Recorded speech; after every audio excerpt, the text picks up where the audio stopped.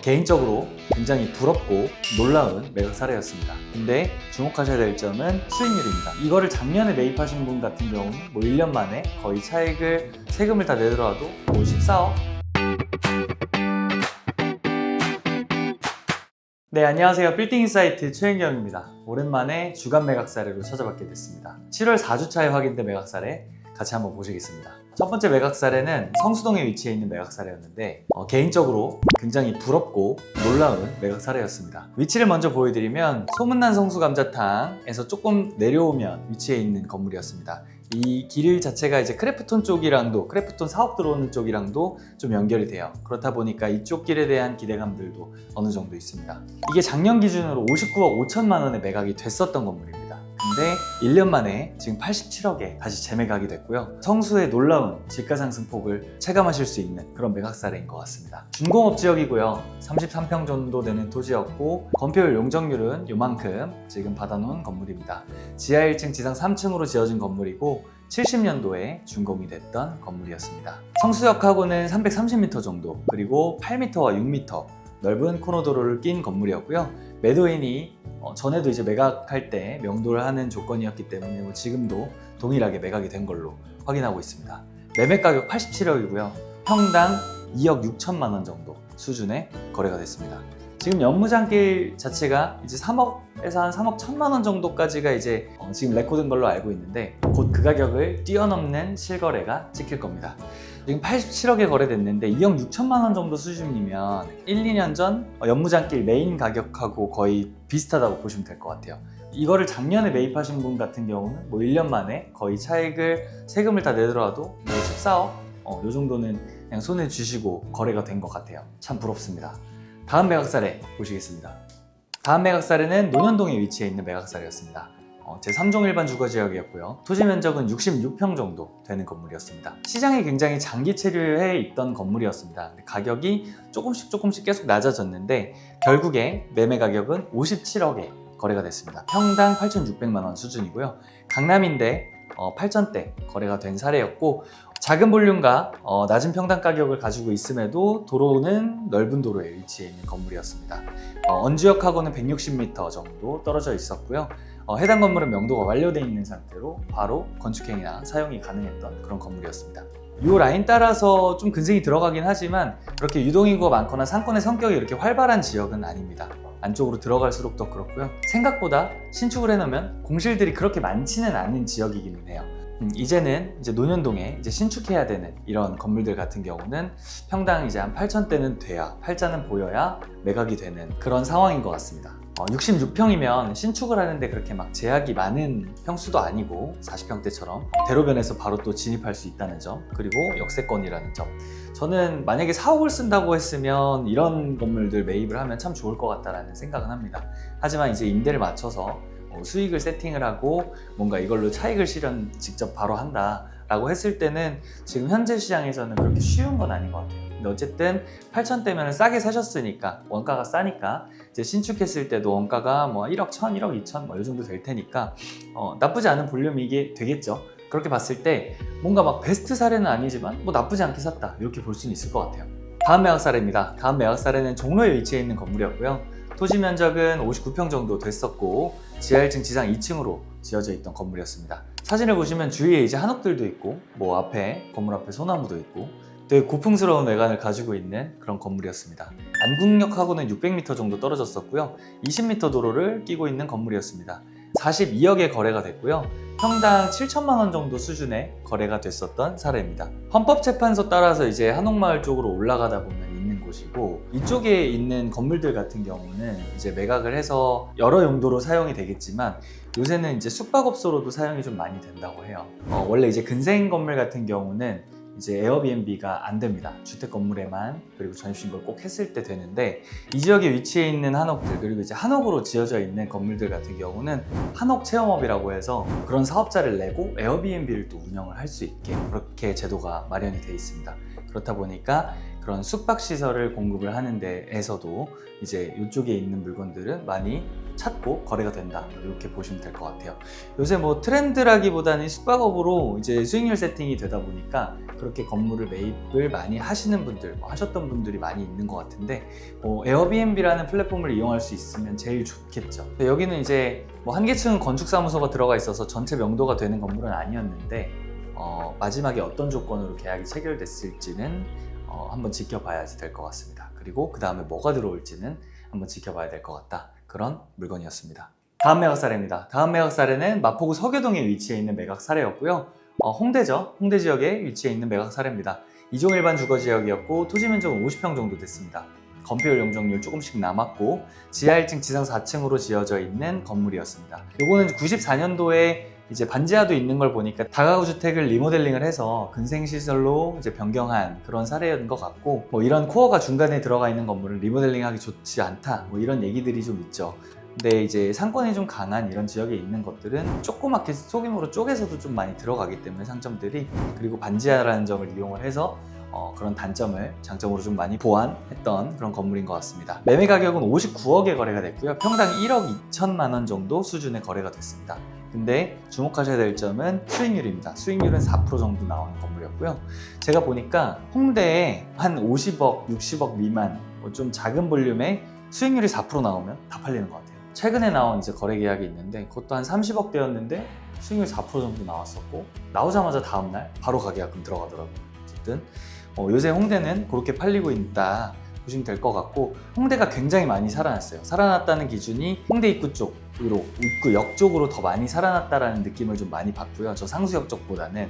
이 건물은 서교초등학교 여기 앞에 있었고, 유동인구 많고 근생 임차 수요들도 많고 하는 건물이다 보니까 수익률도 나왔고, 소소하게 작은 금액을 투자하기에는 나쁘지 않은 건물이었다라고 볼 수 있을 것 같습니다. 이 주변에서 이제 공간 임대업도 좀 많이 일어나는 것 같더라고요. 이제 파티룸이라든지 이제 비는 상부층을 활용을 하면서 쓸 수 있는 그런 공간 임대업들이 많이 보이는데, 요새 트렌드 자체가 공간을 임대해서 수익을 창출한다라는 것들이 좀 트렌드로 작용하는 것 같아요. 왜냐하면 상부층까지 또 상가로 채우기는 쉽지 않다 보니까. 그렇다고 또 주택으로 쓸 수도 없죠. 다음 매각 사례는 강남구 논현동에 위치해 있는 매각 사례였고요. 제1종 일반 주거지역이었고 토지 면적은 134평 정도 됐습니다. 토지 면적이 꽤 됐었어요. 지하 1층, 지상 3층으로 지어진 건물이었고, 준공은 2002년에 났었는데 주차는 한 6대 가능했었고 4m 도로네요. 매매 가격은 120억, 평당 가격으로 8,900만 원 정도 수준의 거래가 됐습니다. 수익률은 안 나왔고요. 위치는 학동초등학교 앞에 위치해 있는 건물이었어요. 그래서 이 지역 주변이 1종 일반 주거지역이 꽤 됩니다. 그리고 주거지역이고 좀 조용하고 어떤 니즈에 의해서 매입을 한 건물이지 않을까라는 생각이 좀 드는 건물이었습니다. 제가 의견을 따로 드릴 만한 그런 건물은 아닌 것 같아요. 다음 매각 사례입니다. 다음 매각 사례 또 성수동입니다. 중공업 지역이고 당연히 13평입니다. 토지 면적이 굉장히 작죠. 근데 건폐율은 90%를 다 쓰고 있었으니까. 그리고 지하도 없고 그냥 1층짜리 단층으로 지어진 건물이었습니다. 제가 보니까 이거 위반 증축인 것 같은데, 위반으로 그냥 증축한 그런 건물인 것 같아요. 그리고 6m, 4m 코너에 위치해 있었고 명도가 완료된 건물이었고요. 매매 가격은 20억 5천만 원, 평당 1억 5천7백만 원 정도 수준의 거래가 됐습니다. 그리고 이 앞에서도 가시가 되겠죠. 이 넓은 도로에서도. 그렇게 가시성은 좀 꽤 장점으로 가지고 있는 그런 건물이었는데, 13평이면은 저는 이거 장사하려고 사시지 않았을까요? 저는 그렇게 생각을 하는데, 임대 주려고 이걸 사시는 안 하셨을 것 같고, 지가는 사실 이제 성수역 쪽이 더 높기는 해요. 뚝섬역들 쪽보다. 근데 이제 여기가 워낙 높다 보니까 이 뚝섬역들 쪽에서도 작은 거래들이 계속 일어나는 것 같습니다. 이것도 마찬가지고, 요 밑에도 이제 햄버거집 들어가 있는 건물이 있는데 그것도 최근에 팔린 걸로 알고 있어요. 근데 저희가 이제 가격이 정확하게 측정되지 않은 것들은 여기서 이제 소개를 안 해드리다 보니까 어쨌든 그거는 넘어가는 점 양해 부탁드리겠습니다. 다음 매각 사례는 강남구 역삼동에 위치해 있는 매각 사례였고요.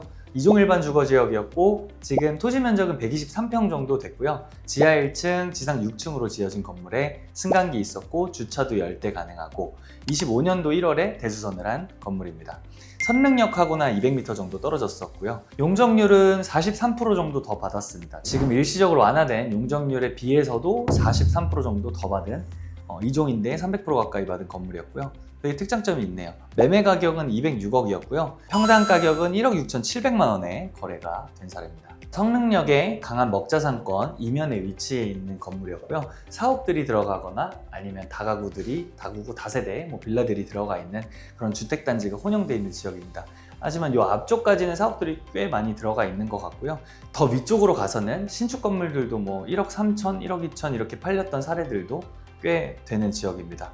요 라인은 유동은 많은데 여기까지 들어갈 때는 좀 유동을 보고 사신 건 아닌 것 같고, 이것도 이제 사옥 임대용이나 아니면 직접 사용 용도로 매입을 하셨을 거라고 좀 생각이 됩니다. 역하고는 굉장히 가깝다 보니까 직원들 출퇴근도 괜찮고, 이제 주변에 먹자상권이 있어서 직원들 식사하기에도 나쁘지 않고, 그리고 메이저 호선인 2호선하고 또 분당선 이렇게 같이 다니다 보니까 접근도 굉장히 편하고 그런 장점을 가지고 있는 건물이었습니다. 다만 한 가지 아쉬운 거는 도로 여건이나 이제 입지 대비해서 볼륨이 좀 크다라는 점이 좀 아쉬운 점이었어요. 다음 매각 사례입니다. 다음 매각 사례도 성수동입니다. 중공업 지역이고요. 토지 면적은 58평 정도 됐습니다. 근데 110억에 거래가 됐고요. 평당 1억 9천만 원 정도 수준의 거래가 됐습니다. 지하 1층, 지상 3층으로 지어진 건물이었고, 동년무장의 메인길 이면도로에 위치해 있는 건물인데, 저도 경수초등학교 앞에 있거든요. 코너 건물인데 가시는 굉장히 잘 돼요. 근데 주변이 업무지구로 건축행위들이 조금 많이 되고 있고, 사실 58평짜리를 사가지고 뭔가 오피스를 지으려고 사진 않았을 거 아니에요, 성수동에서. 그리고 밑에 이제 젠틀몬스터가 들어오잖아요. 그랬을 때 유동인구가 많이 늘어날 것이다. 그리고 젠틀몬스터가 자기들 사옥들 기점으로 플래그십 스토어를 계속 열고 있어요, 이쪽에 주변에. 그렇다 보니까 동년무장 메인이 아니더라도 이 하단부 쪽에서도 뭔가 그런 임차 그리고 그런 업체들이 들어와서 영업을 하고 있다, 이런 점들을 좀 보고 매입을 하시지 않았나 라는 생각이 좀 들고요. 어쨌든 동년무장에서도 이면에서도 지금 2억이 찍혔다는 거는 성수동의 어떻게 보면 지가 상승률이 굉장히 놀랍다 볼 수 있을 것 같습니다. 지금 성수동 연무장길 기준으로 봤을 때 딱 10년 전 2015년이거든요. 그때 제가 처음 일할 당시인데, 그때 평당 가격이 연무장길 메인 길이 한 4천만 원 이렇게 됐던 것 같아요. 거의 10년 동안 8배, 7, 8배 이렇게 올라가는 성수동의 지가 상승률입니다. 여기도 매도인 명도 해주고, 그 다음 주택 부분이 있는데 용도 변경을 협조해주는 조건이다 보니까 근생으로 취득해올 수 있었겠죠.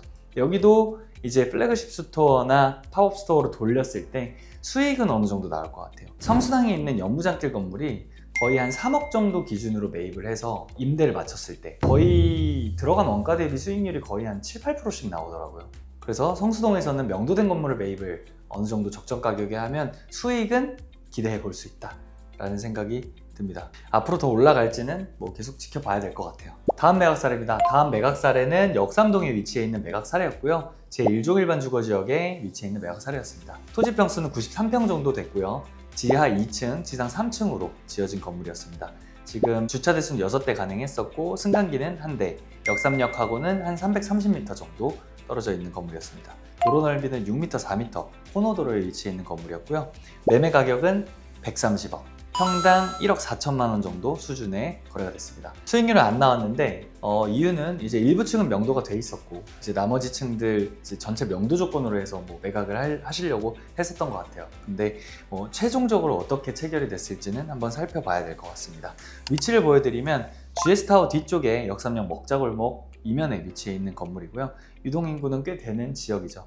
근데 이쪽 앞쪽 도로 쪽은 아니고 좀 안쪽에 들어가 있는 요 건물이었습니다. 이 지역 같은 경우도 기본 평당 가격이 꽤 높게 책정되어 있는 지역입니다. 그래서 평당 1억 4천에 안쪽에서 매각이 된 사례가 있다 보시면 될 것 같습니다. 네, 7월 4주차에 확인된 매각 사례 다시 한번 살펴봤는데요.